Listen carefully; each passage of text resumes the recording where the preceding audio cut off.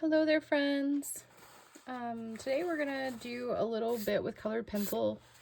I'm going to give you kind of a beginner's crash course in some of the blending techniques. There are a ton more not listed on my page, and some of the ones on my page are a little unique, just to show you that you can use all kinds of different things, and that art's really about exploration, right? So explore. So, and it looks like I missed a box. I want a box for stump. Okay, so we're gonna get started. I have, just if in case you want to follow along and replay this, I have just a 12 pack of the Prismacolor colored pencils. You can use whatever colored pencils you'd like. I would say maybe not Crayola is not going to have the same effect as Prismacolor or Faber-Castell or any of the other ones that are more professional grade, because they are created differently. The core is created differently. Excuse me. So these colored pencils have a softer core. They're the Prismacolor Premiers. There is a Prismacolor that has a harder core. They're called the Prismacolor Very Thins. So those give you more of almost like Crayola, but not nearly as light. So you just really have to play with the different color pencils to figure out which one is your fave. Prismacolor is definitely one of my favorites. I am venturing out to other ones to see what they can do. I recently got Faber-Castell polychromas, and they are pretty awesome also. So just, yeah, play along with it, figure out what your favorites are. So other things that I have here is I have a blending stump, or tortillon, tortillon. Some people say that so differently. The baby oil. I have rubbing alcohol. I have sunflower oil. I have some paintbrushes, and that is it. That's all I have today. There are other things that you can use. There are burnishing pencils and blending pencils, colorless blenders, and all kinds of different things that you can use to get different effects when you're blending colored pencils. But the first thing we're going to talk about is the different the way to get your pencils to be lighter or darker. And that's really just about pressure. So if you think of it in terms of like watercolor, your light comes from adding more water than pigment, and your dark comes from adding more pigment than water. Whereas if we're using colored pencil, the lightness comes from the heaviness that you're placing on your colored pencil. So we're going to start with light, and as you're starting out, one of the best ways to get lighter pressure on the page with consistency, is to take your hand and put it on the end of your colored pencil, and I kind of just rest it in between these two fingers, because my motion's going to come from flicking my two fingers. It's not going to come from my wrist. It's really just going to come from my fingers. My thumb is just there for stability and can also help with movement. So I'm just going to lay it on its side here, and I'm just going to flick back and forth, and we're going to get that light pressure. And you can see that it's very light, yeah?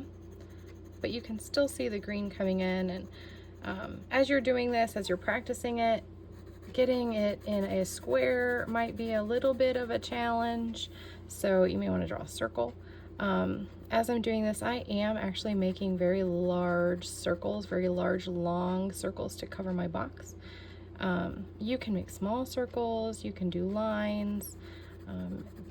There's all kinds of different ways that you can fill this in. So that is light, and that's what it looks like. Medium, if I kind of come center on my pencil, that will give me the ability to have more control over my pressure, and I can push a little bit harder without really worrying about the consistency of it, because if I'm up here, it's harder for me to get a consistent medium. So, but if I'm back here, Super simple. Got the same consistency the whole way. And you'll see that when I'm this way, I'm still in the same, my fingers are still in the same spot, but now I am moving my wrist a little bit more because I want to go this way, side to side this way. So that is medium. It's a little bit darker. Of course, there are variations in between all of these, but we're just going to use these 3 today to make it simple, okay? Finally, there's hard. Now this is when we're going to be closer on with our hands because we want to press hard. And I'm still on the side of my pencil. You'll see that I'm still on the side here, and I'm still making the same motions. I'm just way further up on my pencil, and that's giving me that darker pigment fill. So this paper is just regular sketch paper, so it does have a grain to it, and that's why you're seeing the graininess behind it. If you are working on something where you don't want to fill in the pockets on your paper, you can always switch to like a Bristol board, which is a completely smooth surface, and it will give you less trouble when you're filling it in. But with colored pencil, you'll find that we are layering most of the time. So layering actually helps us fill in those colored pencils, and we want to layer light layers over the top of light layers. So our first blending is actually going to be layering. So I'm going to do medium. So I'm going to be in the center of my pencil, and I'm just going to fill this box in with this very green, apple green color. Sorry, I was looking at the French version, which is Vert Palm, is the name of the pencil if you were speaking French, because it is on there, Vert Palm, but apple green is the color. Okay, so I layered that one. Now maybe I want some darker spots on this, so I'm going to come back and I'm going to maybe shade in over here with my darker, but I'm still doing very light, very well medium-ish pressure here. Pretty consistent pressure, but I want this side of my box to be darker because we're going to say the light's coming from over here. Just a quick tutorial in value. Okay, so we've got this guy, and we're not going to do the cast shadow or the spectral light or any of the fancy other things. We're just kind of getting a feel for blending here. So we've got that going on. So let's say now, because I have a light source over here, I want to add, if I can get this guy out, I want to add some yellow. So I've got the canary yellow here, and I'm going to medium pressure still. I'm going to come over here with the canary yellow, and I'm just going to add some yellow over here in the corner. And that's going to help fill in those pockets a little bit. And as I'm building, I can go back to the base color again. So here's my base color. I can go back to this. I can come over the top, build those layers again. Just keep building. And eventually we get all these pockets filled in.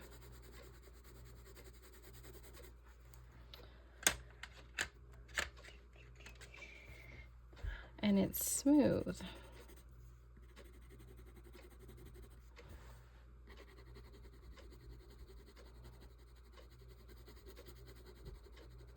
And as we're going along and we're layering, we're actually going to add a little bit of pressure as we go. So I'm still at medium pressure here, and you can see where my dark is building up. So I'm going to add just a little bit more pressure down here, and maybe down here, get some of that a little bit darker, and then lighten up.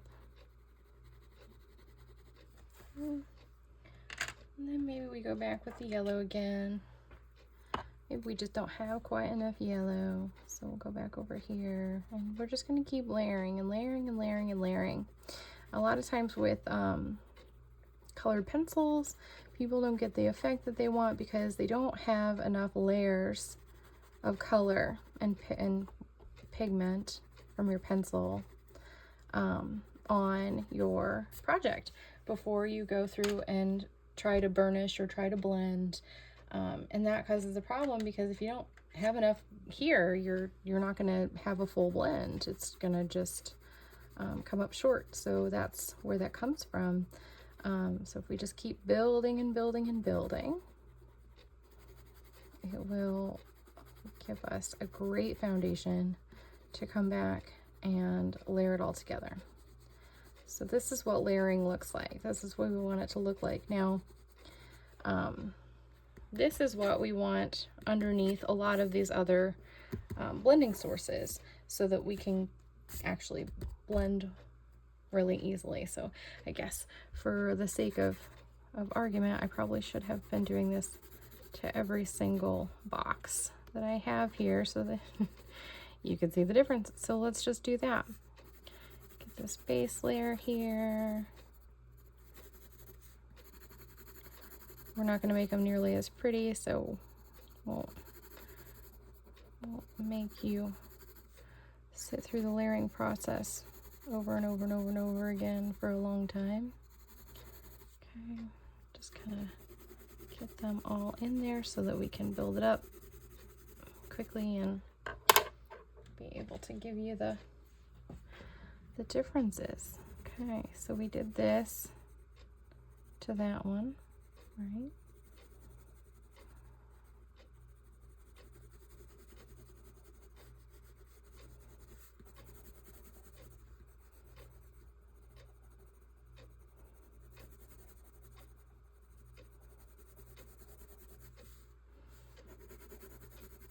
Nobody said you had to stay inside the lines, right? It's not a stay in the lines kind of project. So, and my boxes are not super square, so that's kind of helpful to legitimize deviating, right? Okay.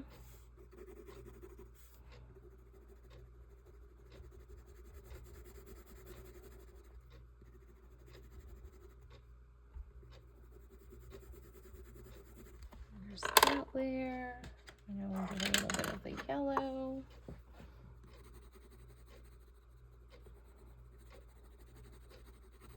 Sometimes when I'm doing really complicated projects that are a lot of layers, I will actually take a scrap piece of paper or open my sketchbook, and I'll actually, especially if I have to do it twice, like if they're eyeballs, I'll list the different colors that I did and in order so that I don't have to try and remember what I did for the other eyeball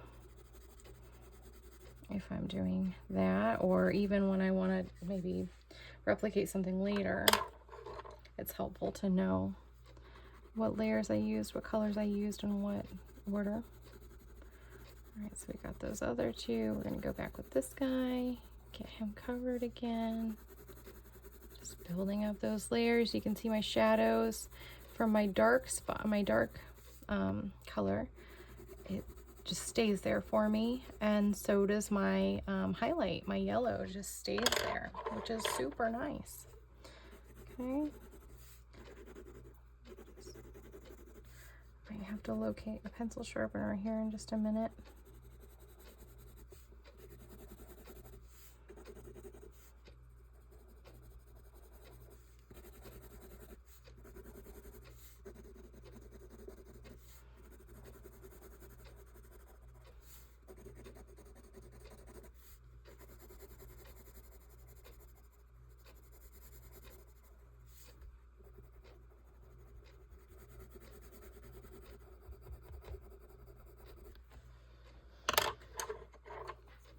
Okay, back to our yellow.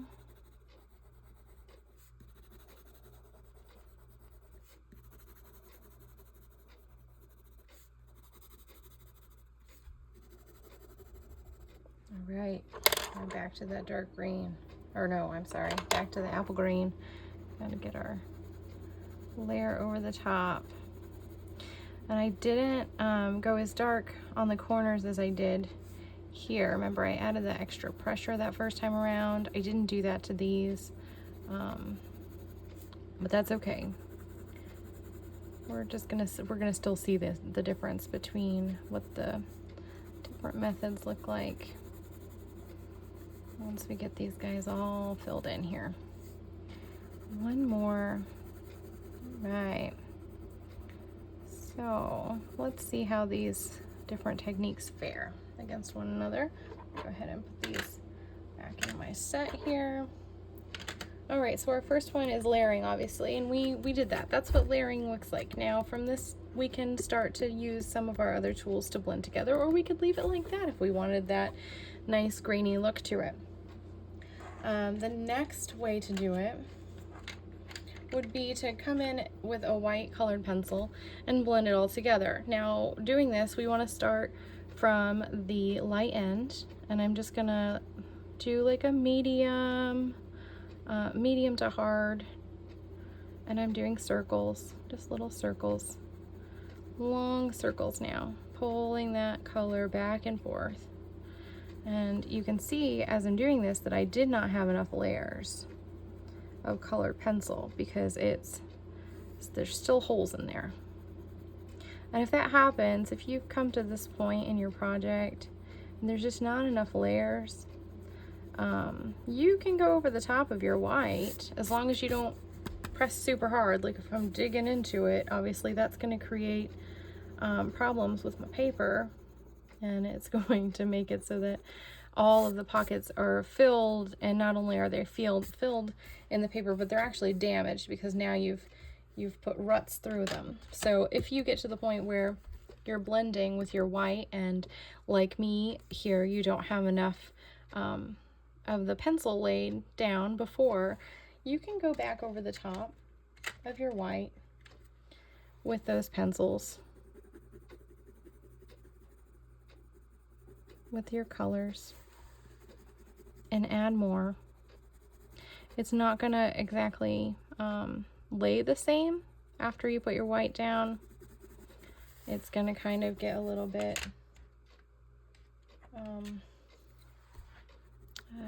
what's the word I'm looking for? It's not gonna be as fluid. It's gonna be more lines than it was like a spread. Like this was just kind of like more like of an even keeled spread. When we get to this stage, if we've done white, it's actually gonna turn out more like lines. Like you can see as I'm laying this down, it's getting stuck on the white more, and it's also pulling my other colors more than it was before I laid down the white. So keep that in mind. Lots and lots of layers. I'm going to go back over the top and I'm going to re-blend it with my white.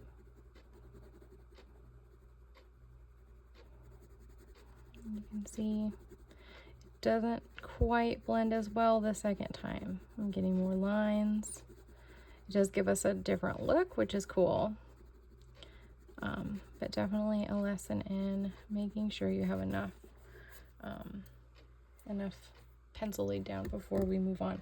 I am not going to add more. I know that, there's not enough layers on these. We're not going to add more to it. We're just going to keep rolling. So our next one's baby oil. I have the baby oil in this jar here. There's just a little bit at the bottom. I don't need a whole bunch. I've got a Q-tip, and I'm just going to put it on my Q-tip, and I'm going to put this down in the light colors, and I'm just going to make tiny, tiny, tiny little circles. Lots of tiny circles. And as I move, I'm moving from light to dark. Circle, circle, circles. Lots of circles. Okay. And you can kind of see that there is a gradient there. Like you can see the light to dark, but it's not the same as this one, right? This one we turned a bit lighter because we added that white pencil to it, so it made everything a little bit lighter. This one, because we're just adding baby oil to it, kind of just moved everything around and smoothed it out, and it filled in all of our gaps. You can see a lot less gaps on our baby oil one than our white pencil one. For the white pencil, if you have a colorless blender, you can do the same exact thing that we did for the white pencil, and it will not make it lighter because it's not adding any white to it. So it'll do the same effect, it just won't be lighter. And I don't know, you can kind of see that the white is really shiny when I move it. The baby oil is not. So this is very smooth. There's clearly like a wax almost above it. This is not smooth. This one feels almost like it's a watercolor and kind of looks almost like it's watercolor. Okay. So the next one I'm going to do is isopropyl alcohol, which is just rubbing alcohol. And I've got a brush that I'm going to use. So I'm just going to dip this into my alcohol and I'm going to squeegee it off a little bit. So there's not a whole bunch because I don't need a whole bunch. We're going to start in the light corner and we're just going to drag it down and over, right? Because that's light on top. So we're taking light to dark.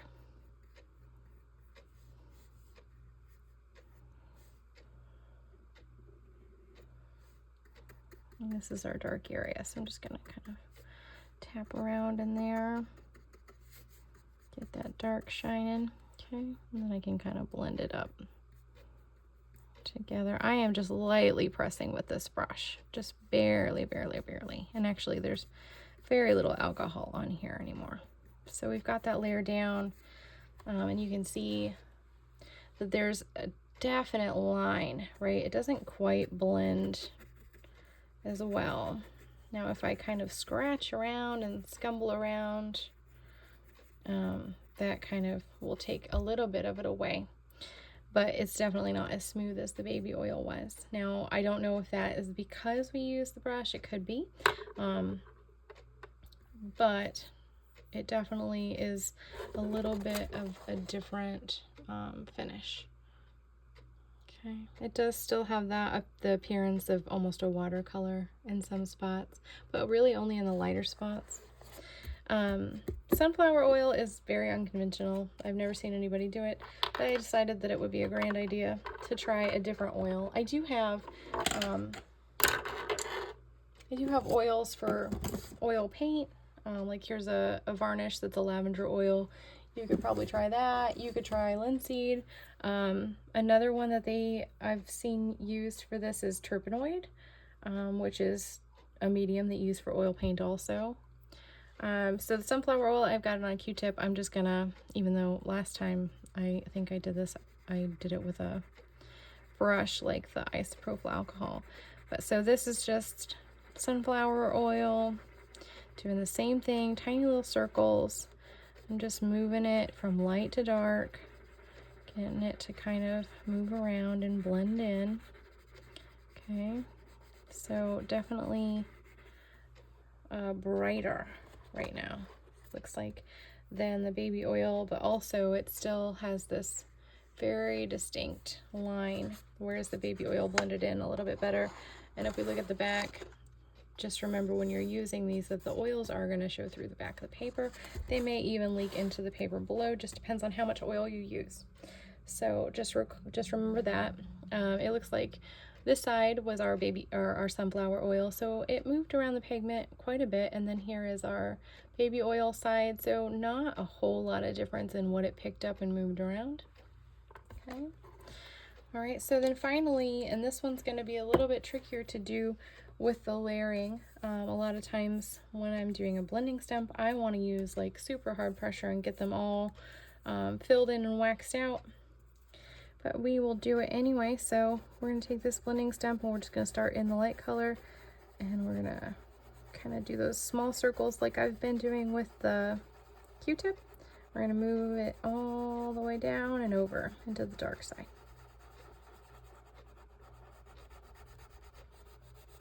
You can see there are definitely not enough layers to be doing a full blend on this. If we had enough layers, all of our little white spots would probably be full. But that's why a lot of times I will do a heavier pressure because that leaves a lot more of the colored pencil substance on the paper. It did blend it, it made it softer. Oops, I'm sorry, you couldn't see that whole thing. Apologies. So here, what I did was I took this blending stump here, and you can see I've got the colored pencil on it where I was. So I started here and just small circles until I got to the dark spots here. And then kind of move this all in here. And even though like it is a bit grainy, it's definitely not as grainy as our layered one. Right, so it did smooth out things quite a bit. It doesn't leave any sheen on it, right? There's the only one that we've got a sheen for is that white colored pencil. It really puts a nice sheen over the top of it. So if that's what you're going for, definitely use that. Otherwise, you can kind of see they all turn out just a little bit different. And here's our lightness, our pressure. Okay. All right, well, so that's the end of our tutorial for today. But if you want to learn more about colored pencils, which is just so happens to be one of my absolute favorite mediums, we do have some new colored pencil stuff coming up. So there's a colored pencil class that we're going to do here at the studio starting in October. And then there is a colored pencil workshop that we're going to do in 2025, which is a 5-week workshop.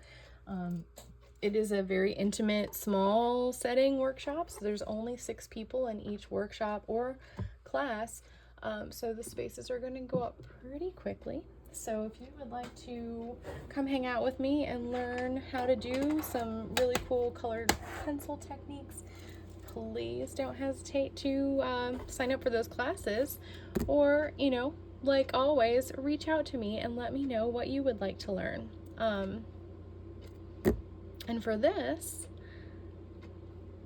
just send me a note and tell me which one you like the best, or what have you explored with colored pencil blending that I didn't do on the page that you really enjoyed. I'd love to hear your comments. All right, until next time, keep creating.